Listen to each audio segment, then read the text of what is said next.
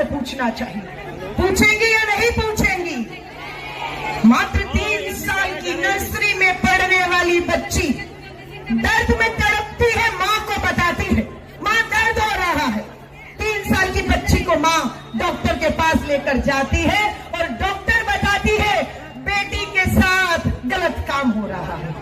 और पता लगा एक नहीं और भी हमारी मासूम बच्चियों के साथ भाजपा के नेता के उस बदलापुर स्कूल में गलत काम हो रहा था। बर्दाश्त करेंगी बेटियों के साथ ये अपराध? बर्दाश्त करेंगी? आज हमें सबको कहेंगे, मेरा नारा है संविधान की रक्षा कौन करेगा? संविधान की रक्षा कौन करेगा? संविधान की रक्षा कौन करेगा? बेटियों की रक्षा कौन करेगा? बेटियों की रक्षा कौन करेगा? जब हमने कह दिया हम करेंगे तो अब हम किसी सरकार, किसी नेता की मोहताज नहीं है। अब बेटियों की रक्षा हम करेंगे, हम करेंगे। अभी तक क्या किया केंद्र की भाजपा और डबल इंजन की सरकारों ने? क्या किया आपने? आप महापापी हैं।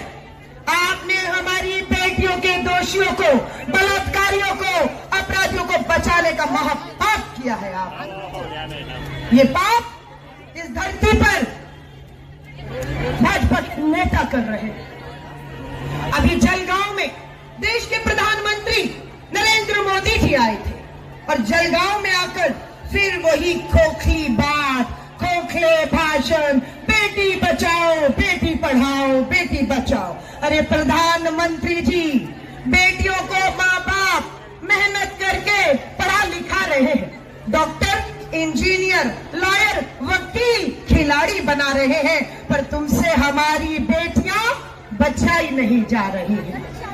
पढ़ा रहे हैं पर तुमसे बचाई नहीं जा रही।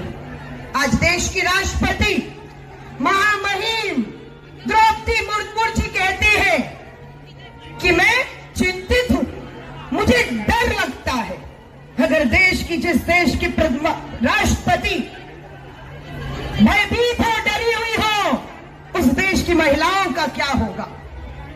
राष्ट्रपति जी, द्रौपदी मुर्मू जी, डरिए मत, अपनी और हमारी चिंता को खत्म करिए, चुप मत बैठिए, दिल्ली की उस सर्वोच्च पद पर आवाज उठाइए और न्याय दिलाइए हमारी साथी आबादी को।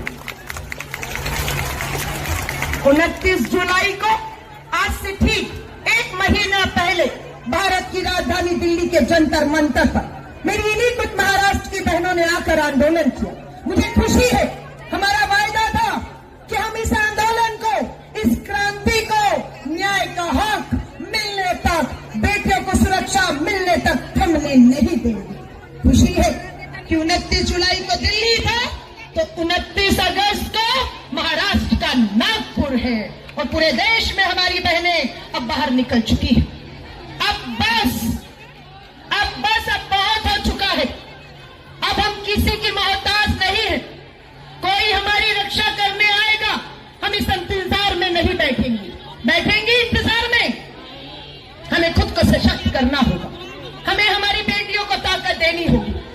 प्रधानमंत्री जी, आप कहते हैं सजाएं मिलेंगी, आपने 10 साल अपराधियों को बचाने का महापाप किया है। कौन है ब्रजभूषण शरण? आप ही का तो सांसद था ना, ब्रजभूषण शरण। हमारी बेटी विनेश फोगाट, साक्षी मलिक ओलंपिक में, पेरिस ओलंपिक में पदक जीतती है भारत के लिए और हमारा सीना गर्व से चौड़ा होता है। लेकिन उस साक्षी मलिक, विनेश फोगाट, भारत की बेटियों के साथ उनके गिरेबान में हाथ डालने का अपराध आपके सांसद ब्रजभूषण शरण ने किया। आप चुप रहे। बेटियां दिल्ली की दहलीज पर गई एफआईआर कराने।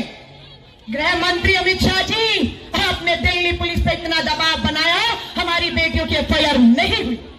बेटियां गई सुप्रीम कोर्ट और तब भाजपा के सांसद ब्रजभूषण शरण के खिलाफ एफआईआर होती है। धन्यवाद करते हैं सर्वोच्च अदालतों का, लेकिन एफआईआर होती है 1 साल हाल में दिल्ली पुलिस हिम्मत नहीं दिखा पा रही भाजपा के उस सांसद को बुलाकर कुछ पूछताछ